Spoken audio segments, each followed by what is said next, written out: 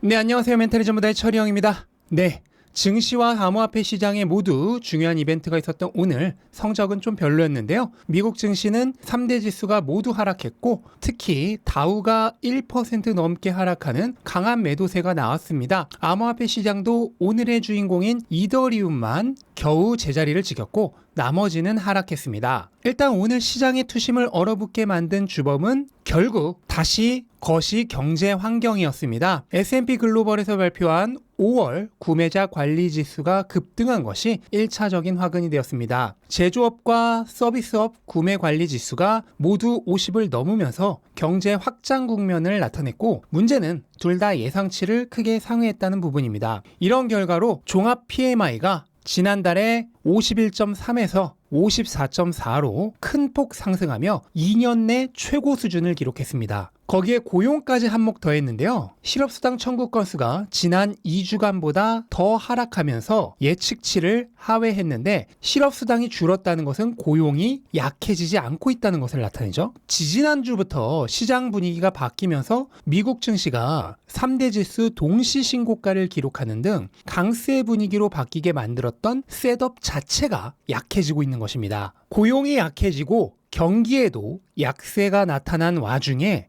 경기와 고용에 균열이 생기면 물가가 다소 높다 하더라도 금리를 낮출 수 있다는 파월의 의견이 절묘하게 더해지면서 투심이 살아났던 건데요. 여기에 지난주 CPI가 의미 있게 떨어지면서 3대 지수 동시 신고가의 강세 분위기가 형성되었던 겁니다. 그런데 이후 발언하는 연준 의원들마다 아직은 금리 인하를 논할 때가 아니라는 매파적인 입장을 나타낸 데 이어 오늘은 경기와 고용 지표가 모두 강하게 나오자 투심이 다시 약해지기 시작한 것이죠. 이러한 영향으로 최초 금리 인하 시점이 9월에서 11월로 미뤄졌고 연내 2차례 금리 인하를 점쳤던 전망은 연내 한 차례로 수정되었습니다. 심지어 금리 인상을 예측하는 의견들마저 등장했습니다. 금리 전망치가 다시 오르기 시작한 것입니다. 이렇게 높아지는 금리 전망치는 위험자산 시장에 치명적이죠. 나스닥의 경우는 어제 호실적을 발표한 엔비디아가 홀로 멱살 캐리를 한 덕분에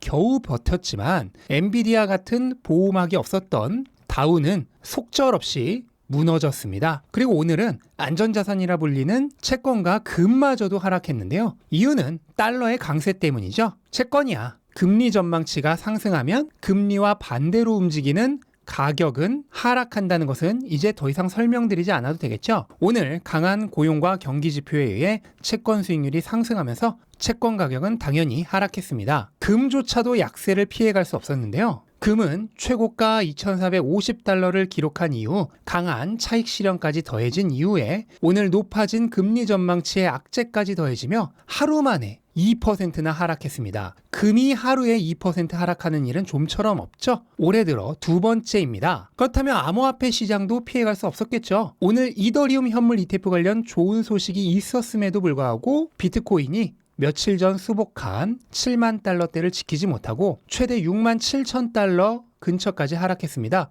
영상을 만들고 있는 현 시점 기준으로는 1.9% 정도 떨어졌는데요. 금도 2% 하락하는 마당에 비트코인이 1.9%라면 오히려 선방한 편에 속하겠죠. 아마도 이더리움 관련 소식 덕분일 것입니다. 말 나온 김에 이더리움 현물 ETF 관련하여 얘기해보자면 이더리움 현물 ETF가 결국 승인되었습니다. 거래소 상장 승인 규칙인 19B-4가 승인된 건데요. 아직 증권거래법에 따른 증권신청서 양식인 S1은 승인되지 않아 당장의 거래는 불가능합니다. 비트코인의 경우는 이 두 서류를 동시에 논의할 정도로 시간이 있었기 때문에 바로 거래가 가능했지만 이더리움은 지난주까지만 하더라도 승인이 안 될 분위기였다가 이번 주 갑자기 상황이 전개된 것이기 때문에 미처 S1까지 협의를 못한 것으로 보입니다. 다만 19B-4가 승인된 상황에서 S1 양식의 승인은 그저 절차상의 문제에 불과하기 때문에 단순히 시간이 필요할 뿐입니다. 전문가들의 의견에 따르면 최대 몇 주에서 몇 달까지도 소요될 수 있다고 하는데 상장 승인이 확정된 상황에서 언제 상장되는가는 그렇게 중요한 문제는 아니겠죠. 비록 오늘 전체 시장이 안 좋았다고는 하지만 어쨌든 상당한 호재가 있었음에도 불구하고 암호화폐 시장이 별로 안 좋았는데요. 당사자인 이더리움만 겨우 체면치레를 했습니다. 전형적인 뉴스에 팔아라가 높아진 금리 전망치와 맞물리면서 강한 매도세를 촉진시킨 것으로 보입니다. 그래도 이더리움의 경우는 예상했던 대로 호재 발표 이후에도 크게 매도세는 나오지 않으면서 제자리를 지키고 있는 것은 역시나 비트코인 때와는 다르게 호재 발표 이전에 성적이 상대적으로 안 좋았기 때문이죠. ETF 승인 이전에 이미 2배 가까이 올랐던 비트코인과는 다르게 이더리움은 지난주까지만 하더라도 상대적으로 성적이 별로였기 때문에 이번 소식으로 며칠 동안 많이 올랐다고는 하지만 여전히 다른 암호화폐 대비해서 그렇게 높은 가격은 아니기 때문이죠. 다만 이 현재 가격 변화는 어디까지나 이번 이벤트를 둘러싸고 일어나는 트레이더들의 변덕에 의한 것이고요. 진짜 중요한 것은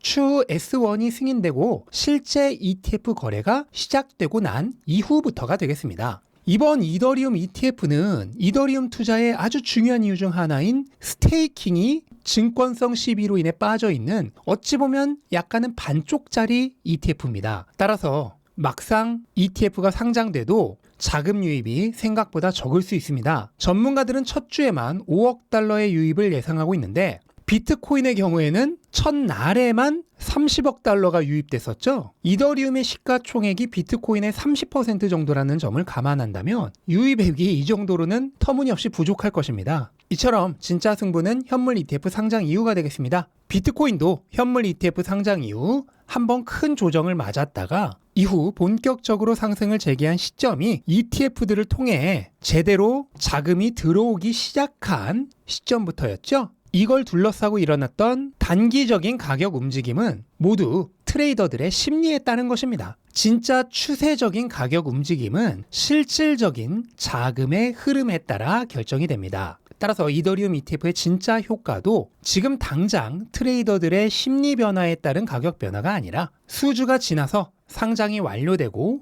실제 거래가 이뤄지는 시점이 되어서야만 확인이 가능할 것으로 생각이 됩니다. 그리고 이런 단기적인 가격 예측보다 훨씬 중요한 일이 있습니다. 그것은 바로 미국의 암호화폐 산업에 대한 방향성의 전환인데요. 이더리움은 아직 증권성 시비에서 완전히 자유롭지 못한 암호화폐입니다. 그래서 불과 며칠 전까지만 하더라도 현물 ETF 승인을 아무도 생각하고 있지 않았죠. 하지만 이제 SEC의 승인을 받게 되었습니다. 이것은 암호화폐 산업 전반에 대한 규제의 방향성이 바뀌고 있다는 것을 나타내는 상징적인 의미가 있습니다. 얼마 전 미국 의회에서 반암호화폐법을 무효화시키는 법안이 하원을 통과한 데 이어 상원에서도 60대 38이라는 압도적인 지지 속에 통과되었고 심지어 반암호화폐적이었던 민주당에서도 찬성 의견이 더 많으면서 초당파적인 지지를 얻었습니다. 그리고 여기에 더해 암호화폐 규제의 주도권을 증권거래위원회 SEC가 아니라 상품선물거래위원회 CFTC로 바꾸는 등 친암호화폐 법안의 성격을 가진 FIT21 법안이 하원에서 279대 136의 압도적인 지지율 차이로 통과되었습니다. 마찬가지로 민주당에서도 당의 3분의 1이 넘는 의원이 지지하며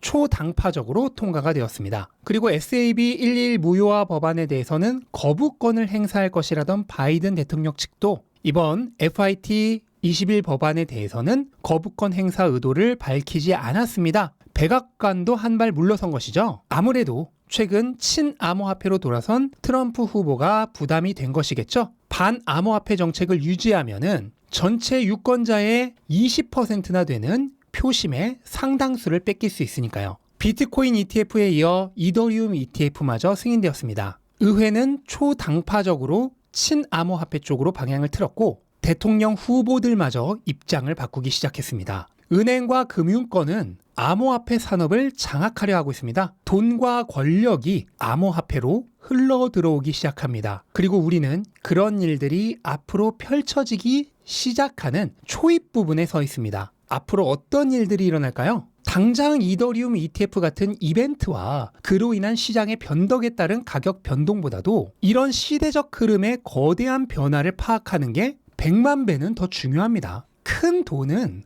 큰 흐름과 함께 움직입니다. 모든 부의 트랜스포메이션은 패러다임의 트랜스포메이션과 함께 일어났다는 사실을 잊지 않으셨으면 좋겠습니다. 우리는 이런 대변혁을 맞이하여 이제 막 그 입구에 서게 되었습니다. 이런 순간을 놓친다면 인생에서 가장 큰 부의 기회를 놓치는 것입니다. 부디 당장의 가격에 집착하는 눈을 들어서 세상의 변화를 보셨으면 좋겠습니다. 그제서야 비로소 진짜 기회가 보이기 시작할 것입니다. 어쨌거나 저쨌거나 당장 오늘은 다시 올라가기 시작한 금리 전망치와 이에 따라 다시 강력해지는 달러 영향력의 역풍이 자산 시장을 직격한 하루가 되었습니다. 달러와 자산의 관계는 저울 관계와 마찬가지죠. 달러가 강해지면 그 달러를 기준으로 가격을 측정하는 자산의 가격은 하락합니다. 오늘 모든 자산 시장에서 그러한 현상이 나타났다고 보시면 되겠습니다. 하지만 투자자라면 별로 걱정할 일이 없겠죠. 달러의 강세는 일시적일 뿐입니다. 수백 년간 하락을 지속하던 달러의 약화는 앞으로도 계속될 것입니다. 그에 따라 여러분이 가지고 계신 대부분의 자산은 상승할 것입니다. 그저 시간의 문제일 뿐입니다. 걱정할 이유가 하나도 없습니다. 단기적으로도 마찬가지입니다. 유동성 사이클은 하락 국면을 끝내고 다시 확장 국면으로 진입하고 있습니다. 금리도 시기와 속도의 문제일 뿐 방향은 정해져 있죠. 양적 긴축은 절반 이하로 완화되었고 달러의 통화량은 다시 증가하는 방향으로 움직이고 있습니다. 이 세상 모든 것은 진자 운동을 하죠. 중심축을 기준으로 더 나아갈 때도 있고 덜 나아갈 때도 있습니다. 시장도 마찬가지입니다. 가치를 기준으로 더 나아갈 때도 있고 덜 나아갈 때도 있습니다. 이러한 모든 과정을 즐길 수 있어야 즐거우면서 성과도 좋은 투자가 가능해집니다. 매일 좋은 날만 계속된다면 농작물은 말라붙고 온 지구가 사막화 될 것입니다. 투자자들은 가격이 매일 좋기만을 바라지만 그런 일이 일어난다면 결국 시장은 붕괴될 것입니다. 모든 것은 리듬을 가지고 있기에 유지될 수 있죠. 투자를 하신다면 투자의 모든 면을 즐기셨으면 좋겠습니다. 가끔은 힘든 시기도 있겠지만 지나고 보면 그런 시간들로 인해 성장할 수 있었다는 것을 알게 되실 겁니다. 오늘은 조금 안 좋은 날이었지만 이런 순간도 계속되지는 않습니다. 다시 좋은 날이 올 것입니다. 그리고 우리는 현재 이 거대한 순환 사이클에서 안 좋은 날보단 좋은 날이 훨씬 더 많아질 지점에 서 있습니다. 즐거운 마음으로 여러분들과 오래오래 함께 할 수 있었으면 좋겠습니다. 네, 이것으로 오늘 영상 마치겠습니다. 영상 도움되셨다면 구독과 좋아요, 알림 설정까지 꼭 부탁드리고 좋은 하루 되시기 바랍니다. 감사합니다.